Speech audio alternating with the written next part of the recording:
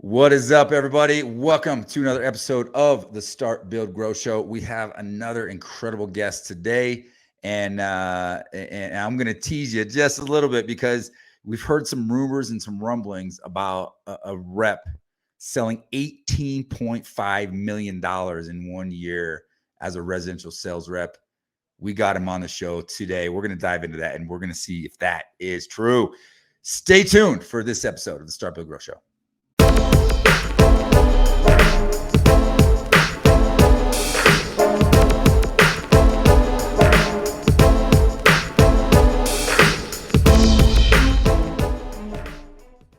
All right, everybody, welcome in my man Dan. I knew about you for a while, and then we had a chance to hang out a little bit and instantly connected. We broed out. We got to connect and hang out a little bit, and it was awesome. Kindred spirits, and you just kind of know in the industry when you meet somebody, you're like, all right, that's my guy. We're gonna be friends. I like this dude. And then now, somehow, some way, as busy as you are doing all the things you're doing, I was able to get you to jump on the show. But the man, the myth, the legend, Dan Walrack with Go Beyond the Hustle. Hey, bro, welcome in, my man. Welcome. Good afternoon, man. How you guys doing? Pleasure to be here. Dude, I'm living the dream, brother. Loving it. You mentioned you are over. What do you got going on right now? What are you doing right now? I'm actually in Wilmington, North Carolina right now here. Chuck Toki and Jim Johnson's top rep, doing a little bit of speaking here and helping them out, getting some of these sales reps primed and geared for a new season, ready to roll. I love it, man. I had the chance to bring my whole sales team to a top rep a couple sessions ago, maybe a year and a half ago. So they loved it. They did good. I was proud, right? Because they do the contest, and I think I had like 3 of my guys in the top 10. So I was like, all right, we're doing something right over here, So it was cool. But I love what you're doing, my man. And we had a chance to connect a little bit ago. And for the sake of the show, this show is all about sharing the entrepreneurial journey, and definitely heavily focused on the roofing space. But I always like to start with the story. I mean, I'm a big believer that, we don't choose roofing, but roofing chooses us. Roofing finds us. So my question to you is, how did roofing find you, my friend? Well, I started back when I was in college. A good buddy of mine, Jim Johnson, trying to get me to jump into the roofing industry for a couple of years. And I kept saying, no, that's not me. I graduated college, physical education, health and fitness teacher. I was going to be a teacher, a coach, had it all set up, health and fitness teacher. I had a job all lined up in southern Wisconsin. And Jim's like, hey, man, you'd be really good at this. You should try it. And I'm like, and to be honest with you, he said, Jim, I'm not going to go out and sell vacuums, man. I don't go door to door and do that. That's not me. I'm not a sales guy, right? I'm not a sales guy. And he's like, no, man, but you've got that personality. You'd be pretty good at this. You should give it a shot. I'm like, for 2 years, he was trying. And finally, the summer before I was going down to coach and teach, I'm like, I got nothing going on for 3-4 months. Whatever, I'll give it a shot. And so I said, fine, I'll go sell for a few months. No big deal. What he didn't tell me is that when you sell, you don't build that shit right away. You know what I mean? There's a leg, especially as a 1099. You ain't getting paid a dime for, a little bit unless you're on a different. This was 24 years ago. So if you know what I'm saying. So I'm like, all right, whatever. And so a storm hit out in Appleton, Wisconsin. And I don't know anything about roofing. Didn't know any. I couldn't tell you which end of a hammer to use at that time, right?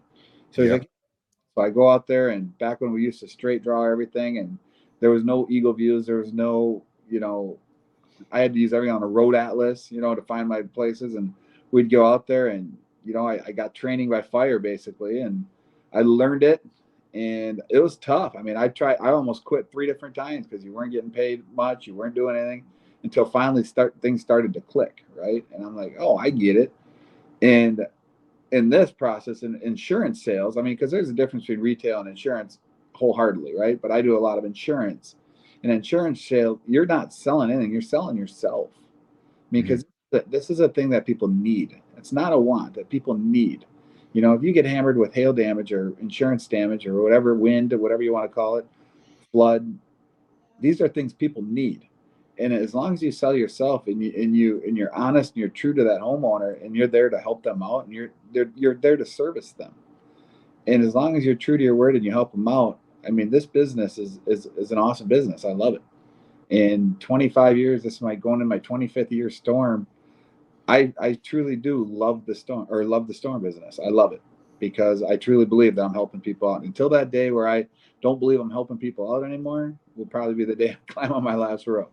So Yeah. I think I love that mindset though. And I think they're the ones that can last, right? 25 years. I'm going on 20 years in construction, you know, and I kind of shifted from construction into the roofing space after construction. The whole industry fell back in, you know, the late 2000s. oh yeah. And in 2000, you know, 7, 8, 9. And I think that the mindset of serving others and helping people like get back on their feet or get their, you know, make their house whole and get fixed. Like, here's the deal. No one wants to deal with a roof. No one wants a hailstorm. No one wants to have to go through that hassle, but it happens, right? Natural disasters and hailstorms or tornadoes or, you know, or hurricanes or windstorm, it happens. And I think the mindset of I'm here to serve and help you is an incredible way to set yourself up for an incredible career in this business. But if you go in it from a perspective of what can I get, right? How much can I make off of you? That's a different mindset. And I think it's a fine line, but that's a big differentiator between some of the negative things in our industry and, you know, those who do this, in my opinion, the right way, right? I mean, and a lot of that has to do with, like you said, if you're going into it for the money, I mean, what people need to realize and understand is the insurance business is a process, and you roll through the process, the money's going to be there. I mean, Yeah. if you and you're a good human, you take care of people, you're honest, you go it the right way, you treat adjusters with integrity, you treat insurance companies with integrity, you treat the homeowner with integrity, the money will be there. You know, that's a given. It's just a matter of you doing it the right way. And then I've always told people when I first started, when I was first told, I treat this business as a game. All right. And as a game is you have to basically master your craft. You have to master your game. And when you get to be a professional at your game, it becomes so easy. You know, that first couple of years, we're out there, and I'm sure you too, we're out there grinding, right? We're knocking doors, we're hanging flyers, we're shaking hands, we're trying to get our name out there. You know, we're trying to get anything possible to get those first few leads, get those warm leads, get things rolling, right? And finally, you know, it's tough because you have to balance your work life, your personal life, and to get out there and get things moving, get your name going for you. But once you get that going, that's where Go Beyond the Hustle came from. Is I realized there's got to be an easier way. There's got to be a way I can get my name out there, get business without going through the grind and knocking doors all day, every day. And eventually I realized that networking, relationship building, that is huge in this industry because you're basically setting yourself up for future endeavors. So Yeah. it's What do they say? You know, I think it was Grant Cardone says your network is your net worth, right? true. And I had a conversation about that earlier today and on a coaching call, but it's so powerful. I know it's kind of cliche. It's like, oh, you got to build a network, got to build a network. Okay. How? Yeah. So there it is. How did you start building a network? How did you know, you got in this business, you just like a lot of us who have talent and a good personality and good integrity, you can fumble your way to be successful and you can really kind of figure it out. But you're right. I believe there's like a switch. There's like a turning point when you really start to gain traction and then it starts to, you know, it starts to kind of compound a little bit, right? It's Yeah. like your roofing business is like compounding interest, right? You got to hustle your way at the beginning to figure it out, but eventually it starts to compound itself to where And it then does. it starts, you become that guy who just keeps getting more and more business. Like, walk me through, how did you start that process after you kind of made that realization? I mean, a lot of it is experience. I mean, a lot of it is education, right? I mean, when I first started, I was taught to educate yourself, be a master at your craft, right? So I went and got my insurance adjuster's license. I've got HAG certified. I went and got my Shingo certification. You know, I'm LP certified Smart Side. I've got, you know, everything you can possibly get as far as education wise. And then it was more of a I need to reach out. I need to get my brand out, get my name out, right? I need people to know who I am and what I do. You know, a lot of people are so frightened to tell people that, hey, I'm in sales. I knock doors, right? This is what I do. People think they look down on that. A lot of people do. Mhm. I didn't. I looked at it as if, hey, you know me. This is what I do. If there's ever an issue, I'm the first person you're gonna call. So what I did is in my social network, so my basically my community, I put my name out there. I volunteered for different things. I was on the booster program. I volunteered. I was on the parent teacher or parent group at the middle school. I'm the 8th grade head football. To this day, I'm still the 8th grade head football coach in my community. I coach traveling baseball. I donate to the police force. I donate to the firefighters. I do as much as I can locally and community based, because I know that if something happens in the future and they know who I am, Dan, I'm the roofer, right? They know me, that's just going to come back twofold, So I prepped myself for future endeavors. And you were talking earlier about the $18.5 million. Well, that $18.5 million is a precursor or a cursor of what I set up years in advance with my community, letting them know who I am. So as soon as that storm hit, that anomaly storm that was a massive storm in my community, my phone didn't stop ringing for 3.5 months.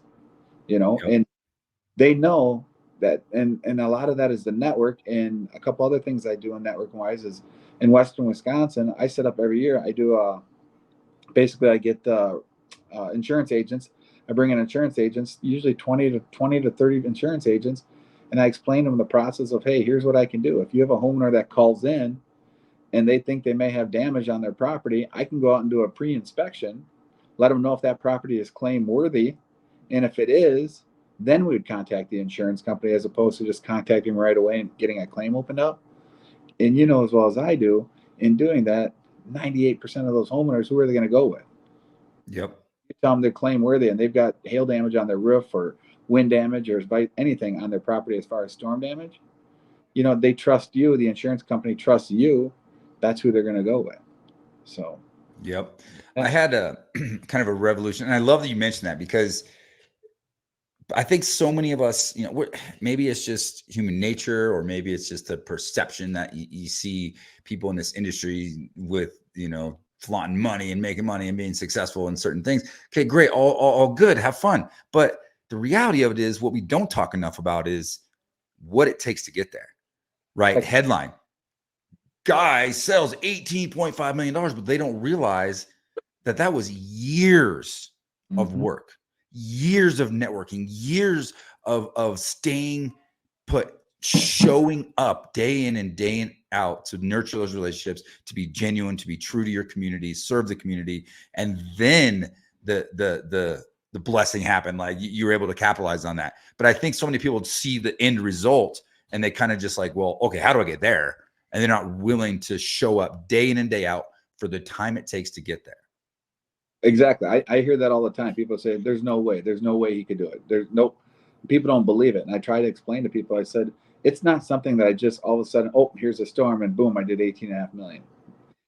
That's not what happened. What happened is, like you said, I mean, it was years of basically nurturing these contacts, nurturing these relationships to where when that storm did hit, it all came together, right? I mean, it was Yeah. tough. I'm tunnel vision for 7 days a week, 24 hours a day, and there was a lot of personal and work relationships that we had to work with through my family and things like that, because there's a lot of stress. But and we keep mentioning 18.5. To be honest with you, that's not what I'm most proud of for myself. What I'm most proud of for myself is that was 595 separate homeowners that I had to deal with. And Wow. take care of 595 separate homeowners, because the money's different in different parts of the country, but to take care of 595 separate homeowners, to make sure that they were taken care of and that they were happy, that's what I'm most proud of, because that to me was the hardest part. The money, the numbers, they just, Absolutely. but the homeowners is who you wanted to keep that customer touch points with, make sure they're happy, keep them on page of, hey, here's how the process is going. I appreciate your patience, but hey, this is a big storm. You're going to have a little bit of patience, and I appreciate that. And questions, concerns, please contact me right away. You know what I mean? And that's what I'm. So Yeah. it's not something that just happens one year and I don't sell another year. I mean, this is my 24th year in a row where I've been over $3 million a year. So it's a consistent thing. So I keep the consistency. And once, twice, three times you'll get those big years. I mean, I've had a couple other $7-8 million years, but an $18 million year, yeah, it's impressive. And it's not one of those things that happens every year, but when it does, you have to be ready for it, and you have to get your stuff ready to go. Yeah. Well, and you mentioned something too. There's sacrifice there, and that's where, and then kind of we talked a little bit before the show, but it takes it takes a village, right? Is that the old saying? It takes a village. It takes support. So let's talk about your support system in that. Like how did you execute that from a personal perspective, your family, admin, production? There's a lot that goes into that. And there's no way you're sitting on job sites producing those things while you're dealing with that much, on the front end. So walk me through like how the logistics of that work. All right. So basically what happened is our storm hit on May 19th, 2022. And a little sidebar, kind of funny. On May 18th, we had we had Chinese food. We had takeout Chinese, right? And my fortune cookie, and I'll send you a picture of this. It's hilarious. My fortune cookie read that night, you're going to be coming to a big chunk of money or whatever. And I'm like, what? Fortune cookie, whatever, from a place, right? No big deal, right? Took a picture of it. It was kind of funny.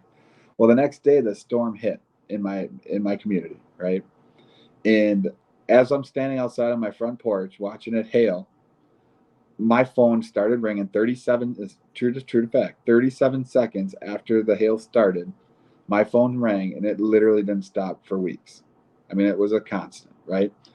And I answered the first 5, 6, 7 phone calls. My kid had a baseball game that night. First 5, 6 phone calls, set up appointments the next day, right? So I'm filling up my next day. Well, the phone just kept going and kept going. And so that evening, I got home after the baseball game, and I sat down with my family, and I said, listen, this could be a big year. But I need to know if I've got the support of my family, that you guys are here and you're willing to help me out through this process, because you're not going to see your dad this year. You know what I mean? I'm going to be busy. And if you looked at my schedule, I mean, I was doing color meetings at 4:15 in the morning. I was telling, hey, this is the only time I've got. And I sat down with my family. I said, are you guys invested? Are you willing to do this? We'll have some pretty big goals and pretty big extrinsic rewards when this job is completed or when this storm is completed. But I need all hands on deck, And so my phone was going crazy. So my wife, everybody agreed, hey, we're in. Let's do it, And so I had her helping me schedule appointments, and I had her pre-selling jobs on the phone. So when all I had to do was get there and sign the contracts and get it ready to roll, right? My kids were stuffing folders. We're putting yard signs in my truck. Every night I'd come home, one of my kids would come out and clean out my truck and get it ready for the next day. I mean, they'd be stapling flyers. They would be putting out business cards for me. They'd be, what other things, packing my lunches and everything like that, because I'm working until 8 o'clock at night, running appointments, doing paperwork till 12, 1 o'clock, waking up at 4 o'clock, getting ready to roll again for 7 days a week for from May to end of November, and they were vested in there. Everybody was on tip top, and we worked as a team, and it was fabulous how it worked, and they were bought in, you know what I mean? And I could not have done it without my family support and without, and then support from the company Build Strong that I worked with. I had a fabulous production manager, my sister-in-law, Jackie. She built 2,700 jobs that year. She was rolling. She had the support staff of quality controls. You hit it on the head. I can't sit at that job site and sign 8 more up that day. You know what I mean? I got to keep moving, and she'd have quality control there. She'd build my jobs. If there was an issue, if I was missing an event, we'd have, our runner would go get a vent, and they would help. I'd have support through supplementing. I'd have support through collections, things like that. I mean, no one person's going to handle all those aspects of a job, But as long as you have the support from the other people invested in the company, it can happen and it can work, and there isn't a limit. I mean, all those people out there say you can't do it, you can't do it. Trust me, you can do it as long as you have the support that you can do it with. Yeah. Well, I think that just applies to anything in life, right? Is you're only as good as your support. You're not going to get to reach your full potential in life unless you have an incredible support system around you. And this applies to shows about entrepreneurship, and a lot of our viewers, a lot of our guests are roofing business owners, that have come up one way or another. Most of the time we either come from a place of, I sold roofs and something happened that triggered me to want to go do it on my own. Unfortunately, sometimes negative things happen to make me want to go start a business of my own. And maybe I was on a roof for a long time and slinging shingles and working with a hammer and working my hands. And I just got tired and I needed to get off the roof. And then I decided to go start my own business, but I think a lot of us don't truly understand how to get and elevate ourselves to a levels way beyond our own sight, our own capacity, because we're just kind of conditioned to have certain expectations, and we don't allow ourselves to, what is that saying, like reach for the stars, because you might just hit the moon. But the key is, in order to do that, in order to go beyond the hustle, go way beyond what you're capable of doing, it's so vitally important that you surround yourself with incredible support system to help you do that. 100%, 100%. I mean, if it wasn't for the support that I had, there's no way I'm hitting 18 million, right? I mean, I would have lost it 3 weeks into it, but Yep. the support was there, and the tunnel vision was there, and I knew what needed to be done. The education part of it, the skill set part of it, that I have. I'm not worried about that. The support is what I found out is what was essential in hitting that number. And I can't thank them enough. Yeah, the money's great, right? But like we talked about at the beginning of the podcast here, is the money's going to come. It's the service that you provide for those homeowners that you do it the right way, and it'll come. You know what I mean? Yeah. Now those are lifelong customers for life. You know what I mean? Yep. If there's ever an issue, problem, concern, I'll be perfectly able to help them out right away again. Yeah. So yeah, it's pretty cool.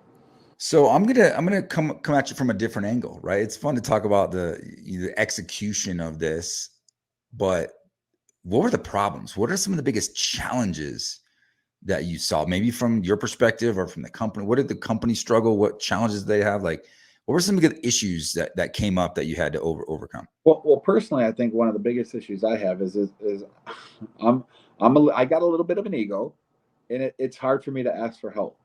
You know what I mean? Mm, What a lot of new sales reps out there need to understand, and a lot of people need to understand, is it's okay to ask for help. If you're stuck and you're grinding and you're stuck in a bad place, or you're on that roller coaster and you're on down and you can't get up, ask for help, because there's a lot of people in areas out there where you can get it.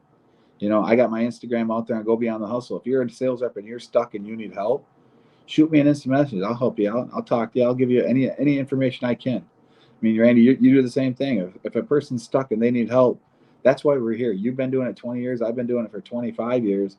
I mean, shoot.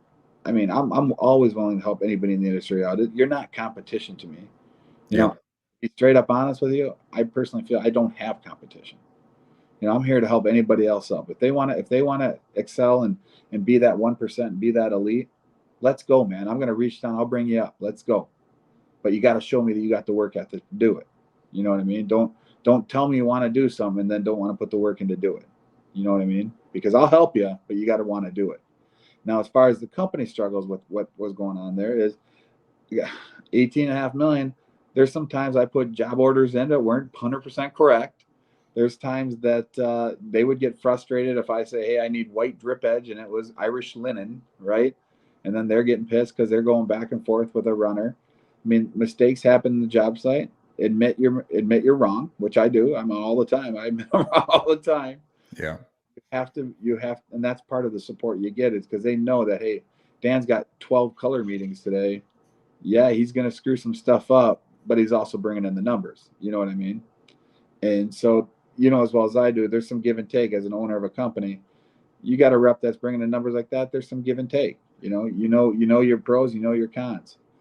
When you're building, I mean, we were building 30 roofs a day.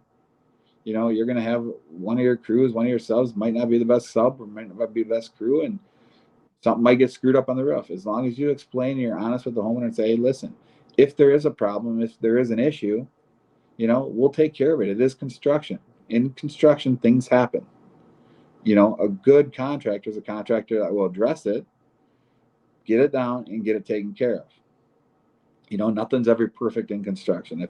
If people think it's a perfect world in construction, then this is not the business they should be in, because things happen.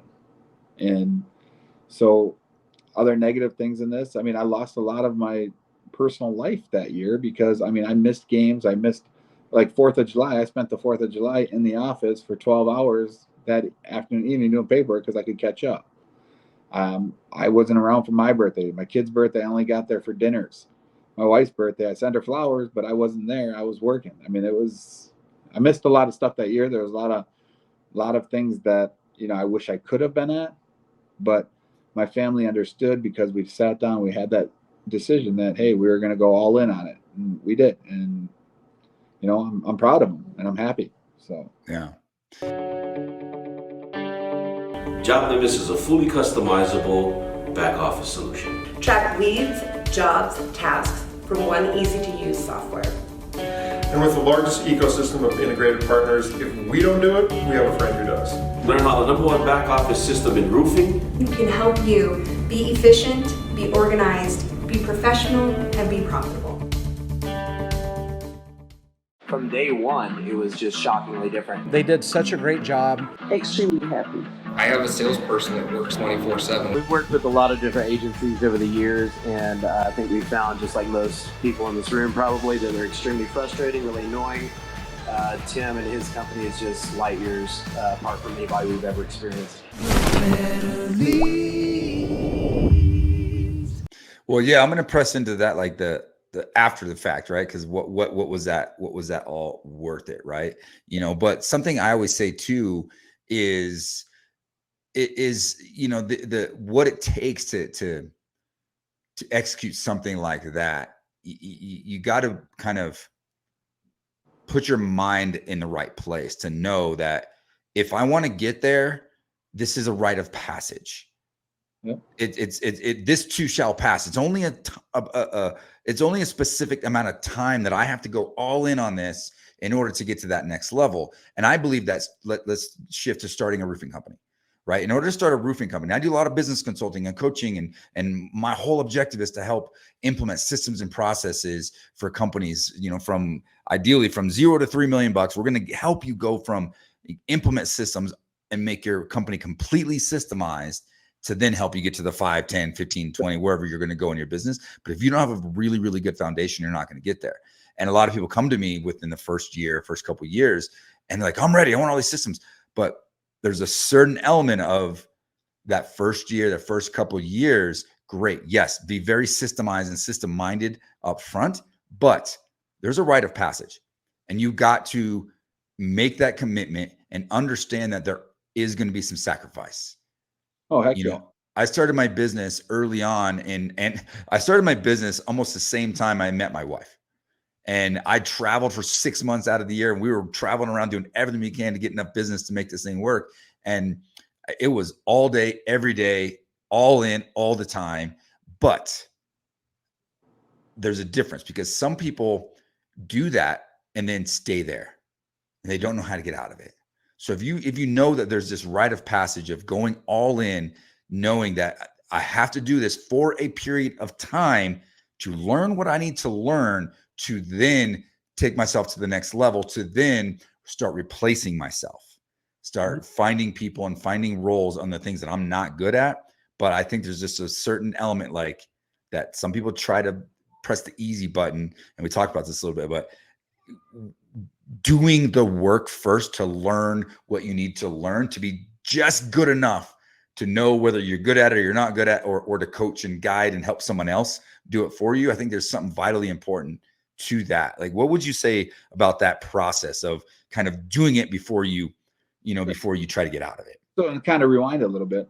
So after I worked with Jim for a couple of years at CRSI company I worked for, I always thought the grass was greener on the other side. So this was my time to own my own company, right? Kind of what you're talking about.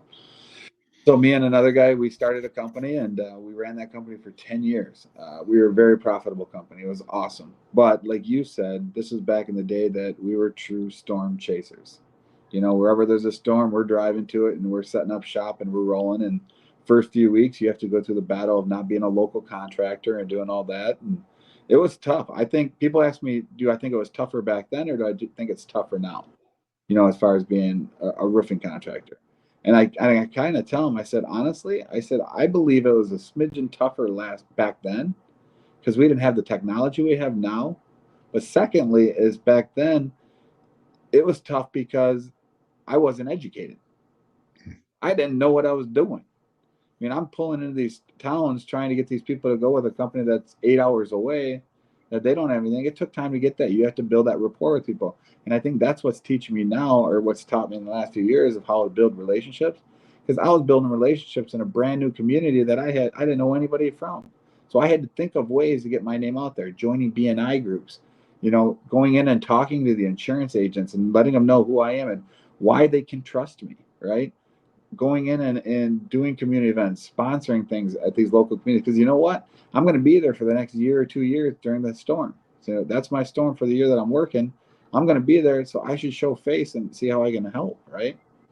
And a lot of the kids now that start and people now that start, they want that instant gratification. Jump in, they want to put 3 weeks into it and be like, well, why am I not getting paid like him?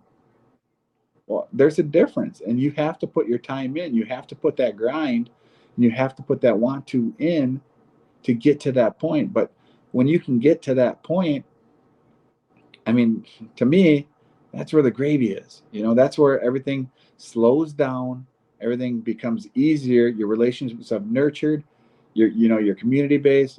You're making it easy on yourself, and this is like what we talked about, Randy.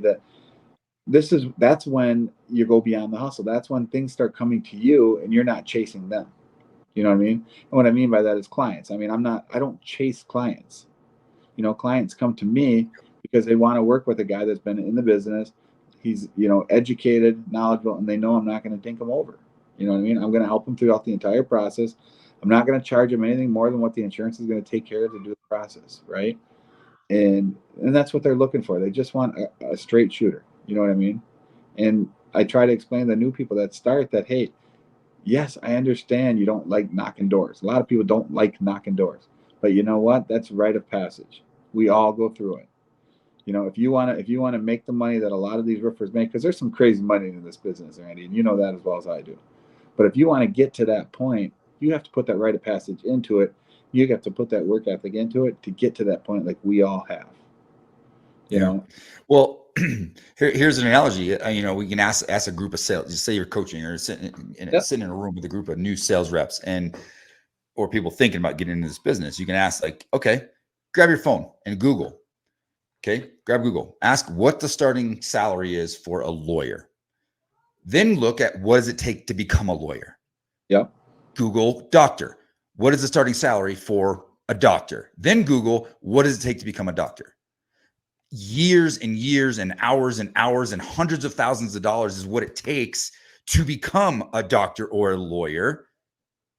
Right? Before you make the $250,000, $500,000, maybe even like 100,000 or less that starting salary, but average salary, right? Maybe it's $250,000 or so, right? It takes, the question is, are you not willing to go knock doors for a few days, few weeks, few months, or even a year to get you the experience you need to get your pipeline large enough to then be able to make the same money that a doctor or a lawyer makes after they spent hundreds of thousands of dollars and went to school for 7-8 years?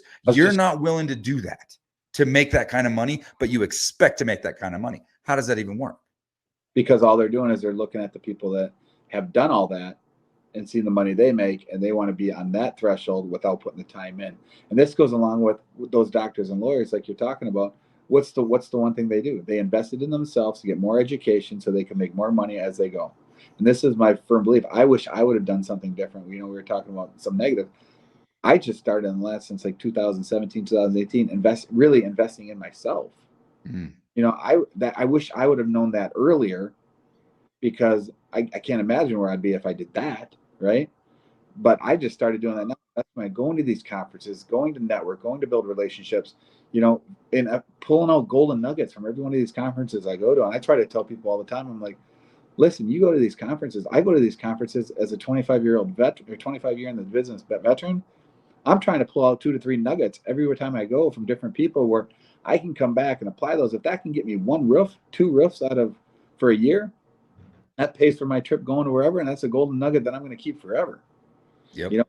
As they go, they don't socialize when they go to these events. They don't put their name out there. They don't talk to people. And it's like, man, if you're going to go, I said, I would pick the brain of anybody I can that I know. Hey, there's Randy.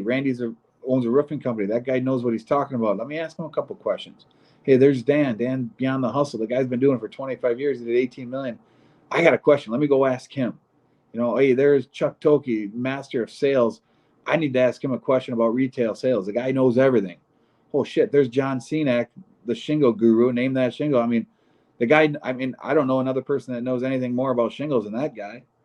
You know, Right. got a roof hustler out there who's Deshaun Bryant, Deshaun. a knocking door legend. Man, I'd knock him. Hey, what's your best pitch, Deshaun? What do you got?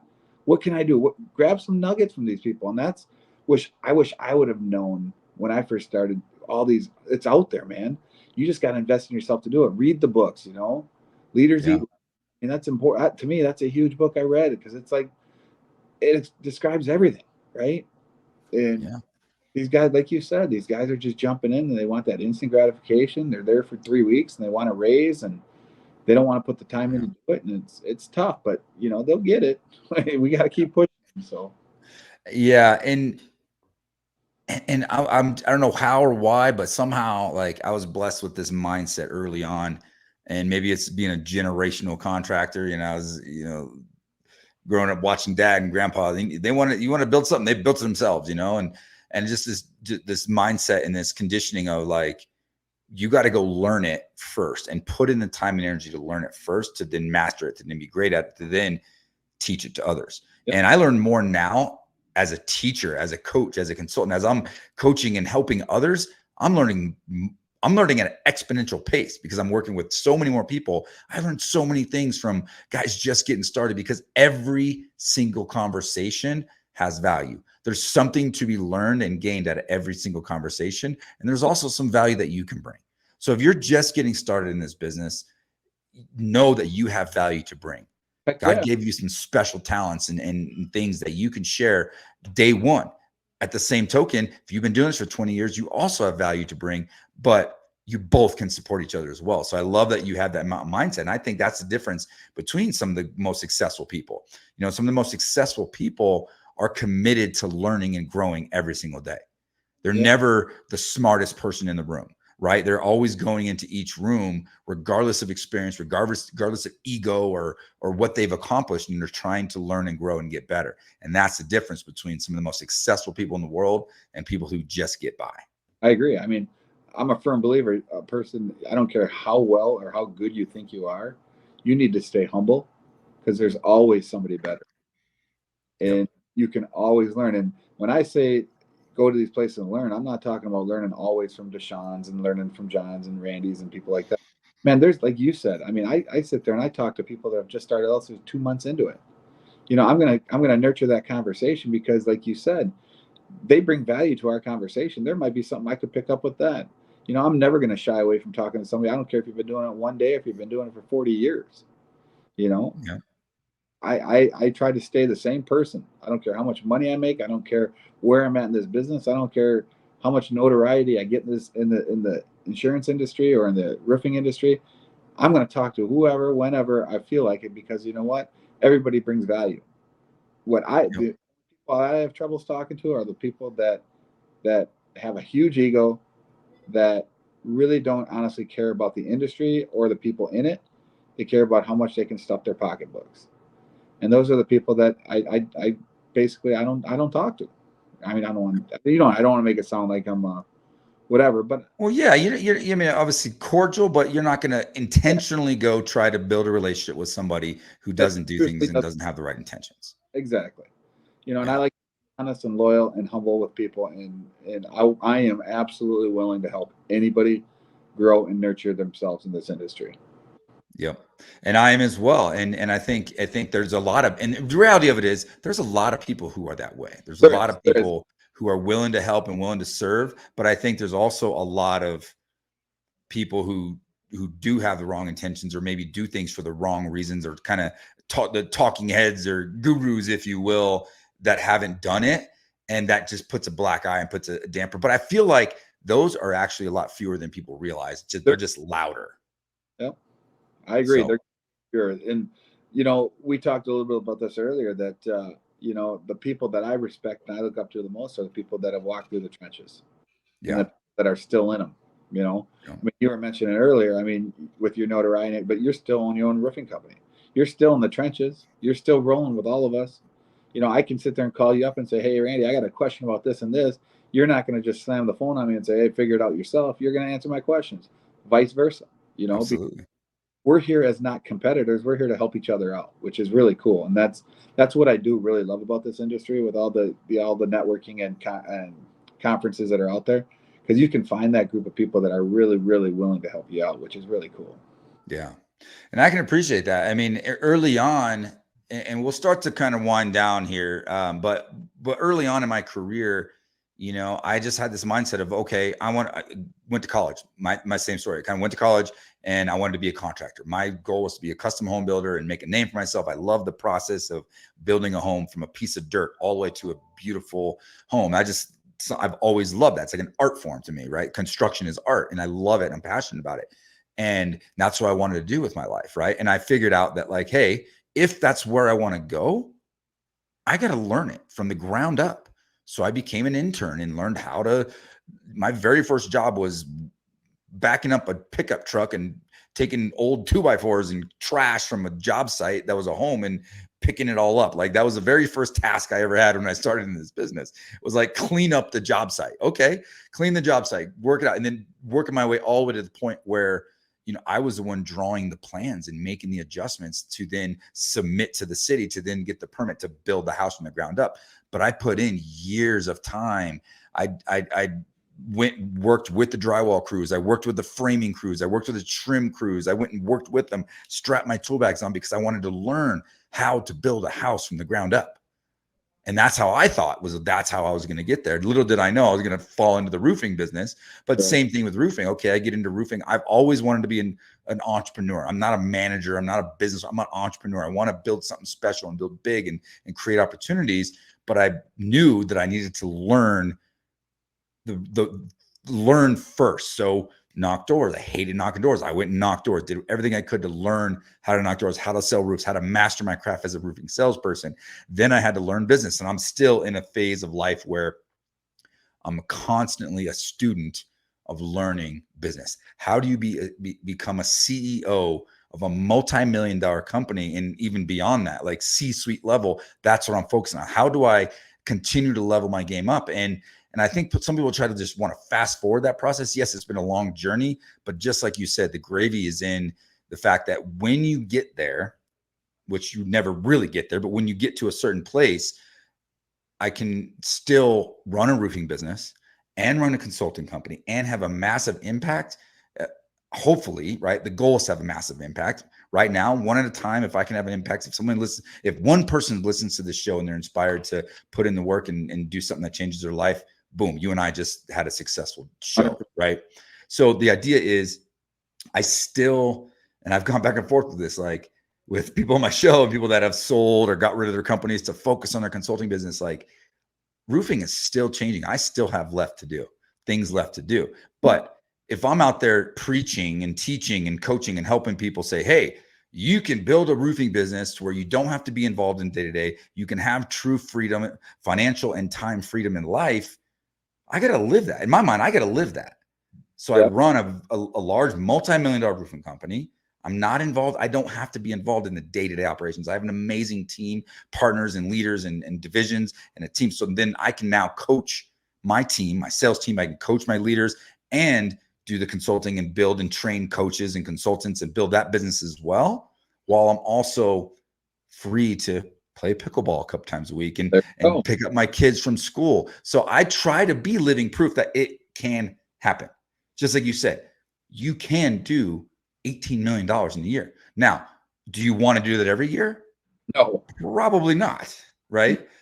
But it can happen. So that's why I stay in that place. I still own a roofing company. I still make decisions and work with my leadership team to execute and grow and be the vision in the face of that company, because like there's so many things that I'm constantly learning. I'm not done learning yet. That's why I do it. That's why I manage both companies, because they go hand in hand. And I'm kind of the stickler on that. Like I'm not ready to give up one or the other to go all in on one, because I think they go hand in hand and I'm constantly learning and I'm not done yet. I'm not done learning yet.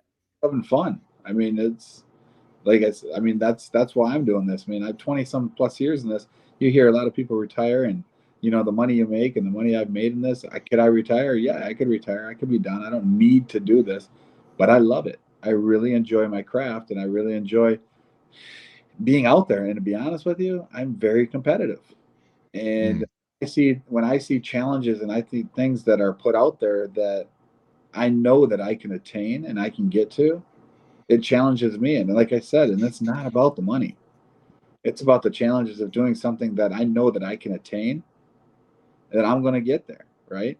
And I see a space in the industry that is lacking in our insurance industry. And what's lacking right now is the balance between personal and work life.